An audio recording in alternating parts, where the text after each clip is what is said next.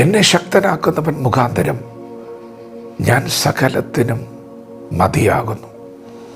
ദൈവത്തിൻ്റെ മാറ്റമില്ലാത്ത വചനം ശ്രദ്ധിക്കുന്ന പ്രിയപ്പെട്ടവരെ, ദൈവ സാന്നിധ്യം നമ്മെ ശക്തരാക്കും. അപ്പോസ്തലനായ പൗലോസ് കാരാഗൃഹത്തിൽ കിടന്ന് എഴുതിയ ദൈവത്തിൻ്റെ ശബ്ദമാണ് ഇന്ന് പകൽ നാം കേട്ടത്. ദൈവം എന്നെ ശക്തീകരിച്ചിരിക്കുന്നു.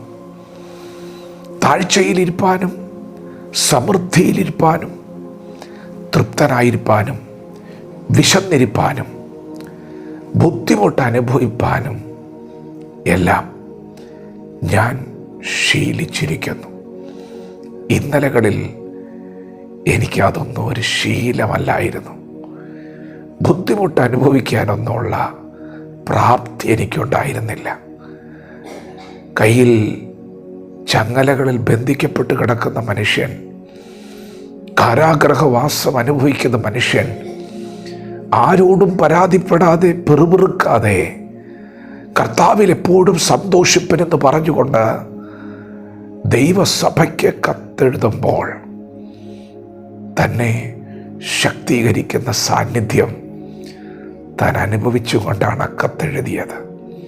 പ്രിയപ്പെട്ടവരെ, ദൈവത്തിൻ്റെ ശക്തി നമ്മുടെ മേൽ വന്നു കഴിയുമ്പോൾ ബുദ്ധിമുട്ട് അനുഭവിക്കുവാൻ നാം ശീലിക്കും.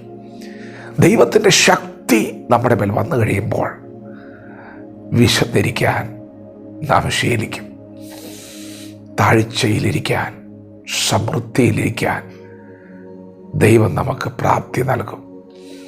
ജീവിതത്തിൻ്റെ ഏത് സാഹചര്യത്തിലും അതിജീവനത്തിനുള്ള ശക്തി നൽകുന്ന സാന്നിധ്യം, കടന്നു പോകാനുള്ള ശക്തി നൽകുന്ന സാന്നിധ്യം അപ്പോസ്തലൻ തിരിച്ചറിയുകയാണ്. ഈ കാരാഗൃഹത്തിൽ ഞാൻ ബന്ധിക്കപ്പെട്ടവനാണെന്ന് ലോകം പറഞ്ഞാലും ഞാനൊരു ദൈവപൈതലാണ്, ഞാൻ വീണ്ടെടുക്കപ്പെട്ടവനാണ്. എൻ്റെ ശരീരത്തെ ബന്ധിക്കുവാൻ ഇവർക്ക് കഴിഞ്ഞിട്ടുണ്ട്. എന്നാൽ യേശു തൻ്റെ രക്തം കൊടുത്ത് വീണ്ടെടുത്ത എൻ്റെ ആത്മാവിനെ ബന്ധിക്കുവാൻ ആർക്കും സാധ്യമല്ല. എൻ്റെ ആരാധനയെ ബന്ധിക്കുവാൻ ആർക്കും കഴിയുകയില്ല. എൻ്റെ സന്തോഷത്തെ കവർന്നെടുക്കുവാൻ ആർക്കും കഴിയുകയില്ല.